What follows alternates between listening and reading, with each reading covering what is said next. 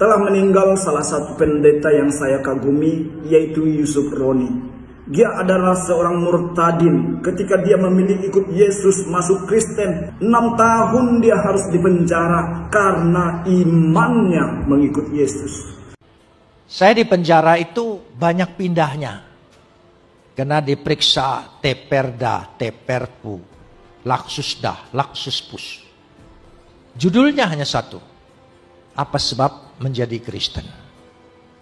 Karena melihat aktivitas saya, pengetahuan saya, keluarga saya, latar belakang saya, mereka sulit mengerti mengapa saya bisa jadi Kristen.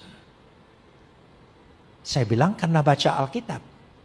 Memang betul, saya menjadi Kristen itu tidak pernah berdiskusi dengan orang Kristen, berjumpa dengan orang Kristen. Bagaimana bisa membaca Alkitab? Waktu saya di Bandung, saya salah satu ketua Kesatuan Aksi Pemuda Pelajar KAPI Konsulat Jawa Barat. Dan memberantas Orde Lama, PKI, dan sekaligus saya memberantas gereja. Banyak gereja yang saya rusak dan dibikin susah. Pernah di Kebon Jati, Jalan Kebon Jati di Kota Bandung, itu ada gereja namanya GKI. Kami pernah serbu ke sana. Mau kami bakar karena isinya ya. Tapi kita datang ke sana bukan hari Minggu, jadi kosong. Kita mau bakar, nggak jadi. Karena di depan gereja itu banyak warung-warung masyarakat. Dia bilang jangan dibakar, nanti kami ikut terbakar. Saya bilang kalau begitu kita bakar isinya saja. Keluarkan semua di halaman. Teman-teman tidak sanggup mengeluarkan karena kursi GKI zaman dulu itu berat-berat semua. Ya, jadi antara depan sama belakang menyatu.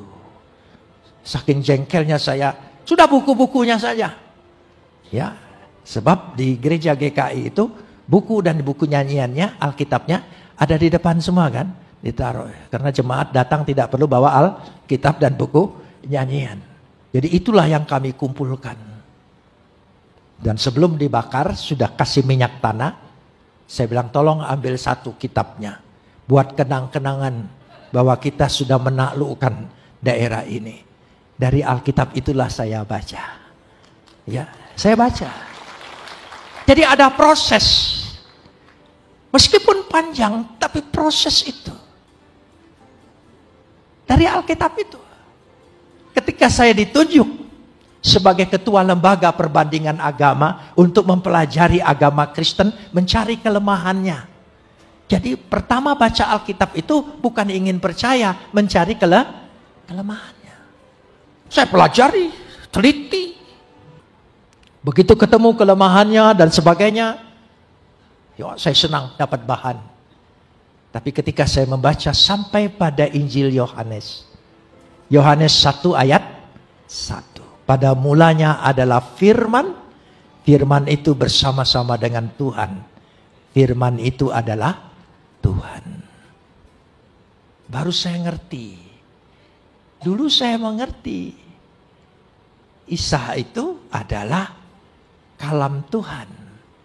Dialah yang menyatakan Tuhan yang benar itu siapa. Terbukalah hati saya, percaya. Waktu diperiksa pun itu ditanya. Saya bilang karena baca Alkitab. Baca Alkitab, iya. Baca yang mana? Saya tunjukkan ayatnya.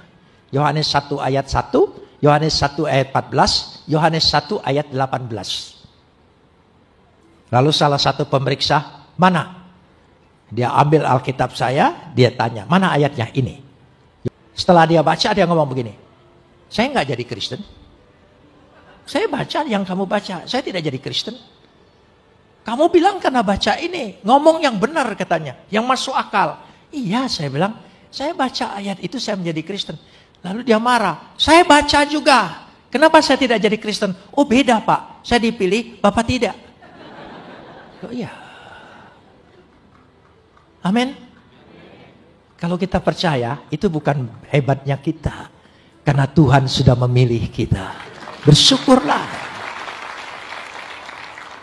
Kita tidak terlalu bagus, tidak hebat-hebat benar sih sebagai orang beragama. Tapi bisa percaya, bisa terbuka hatinya. Itu karena Tuhan memilih kita. Kalau bukan pilihan Tuhan, tidak mungkin. Itu yang saya buat percaya. Tapi lewat proses. Bisa bersaksi di pengadilan, bisa bersaksi dalam penjara, bisa bersaksi dengan pemeriksa. Karena Tuhan izinkan. Jadi kalau Tuhan izinkan sesuatu yang terjadi yang tidak enak dalam diri kita, itu medianya Tuhan. Buat kita menjadi alat Tuhan. Amin. Iya. Semua punya pengalaman. Kalau tidak punya pengalaman dalam hidup ini, iman kita hanya sebatas doktrin. Begitulah caranya. Sehingga cara Tuhan mendidik, mengajar kita terus. Saya kalau di penjara itu suka dipindah-pindahin. Karena periksa sana, periksa sini. Setiap pindah, ya dikawal, dan saya diborgol. Diborgolnya bukan begini. Diborgolnya satu di tangan saya, satu di tangan penjaga. Jadi berdua begitu. Saya bergerak, dia bergerak. Saya jalan, dia jalan. Saya duduk, dia duduk. Naik pesawat, pindah ke Jakarta. Ya, di pesawat, saya mau ke WC. Nggak dilepas. Dia ikut. WC pesawat kan kecil. Jadi dia satu kaki di luar, satu kaki di dalam. Dia ikut. Saya sedih. Kayaknya tidak adil. Masa dia tidak pikir sih? Ya, di pesawat mana mungkin saya melarikan diri kan? Emangnya saya mau terjun, mati kan? Ya tidak mungkin. Tapi tetap aja. Sampai duduk lagi. Saya merenung. Tuhan memberikan pengertian. Menghibur saya. Borgol itu artinya Immanuel. Tuhan beserta kita.